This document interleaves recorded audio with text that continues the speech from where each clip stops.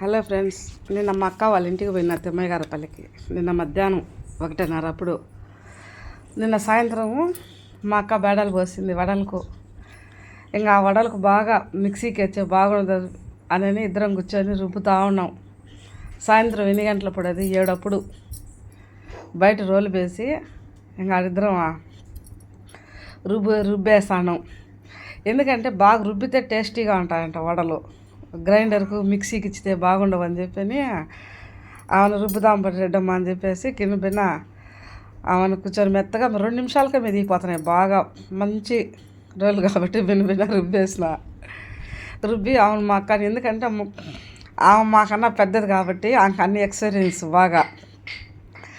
ఆ గ్రైండర్కి ఇష్టం అనుకో మెత్తగా చేసేస్తారు కదా, పిండి బురుగుగా అట్లా ఇదైపోతాయి, బాగా టేస్ట్ రావు. మన ఇంట్లో రోట్లో రుబ్బితేనే బాగా వచ్చాయిలే అని చెప్తుంది.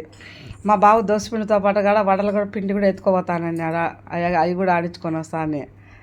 మా అక్క వచ్చేసి వద్దులే రుబ్బుతాలే నేను రోట్లోనే అని చెప్పింది. అందుకని ఇంకా బయట ఇద్దరం రుబ్బినాము. ఇంకా ఆ వడలు కాల్చి వడలు చికెన్ చేసేసింది. ఇంకా అది మా బావ అయినా, అది మా అక్క వాళ్ళ ఇల్లు. మా అక్క ఇంకా వడలు చికెను చేసేసింది. ఇంకా సాయంత్రం 7:30, 8 అప్పుడు ఇంకా కూర్చొని మా బావని తినమంటే మా బావ తినలా. వేడిగా మేమిద్దరం మా అక్క నేను కూర్చొని ఇంకా వడలు చికెన్ తింటా ఉన్నాం మేమిద్దరము. అయినా పల్లెటూరులో ఉండే అంత ప్రశాంతత, అంత ఎంజాయ్ బాగుంటుంది. మా అక్క వాళ్ళ ఇంటికి పోతే ఎంత బాగుంటుంది తెలిసిన. వాళ్ళ ఇంట్లో కానీ నాకు అంత చుట్టూరు బాగా చెట్లు బాగుంటుంది.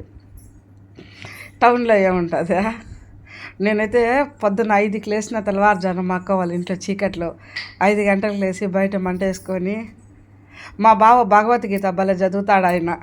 మా బావ భగవద్గీత, ఏం బావ భగవద్గీత చదువు బావా అని అంటే, ఓ మా పొద్దున్నే మా భగవద్గీత చదివేది, ఎప్పుడంటే అప్పుడు చదవకూడదు మా అంటాడు.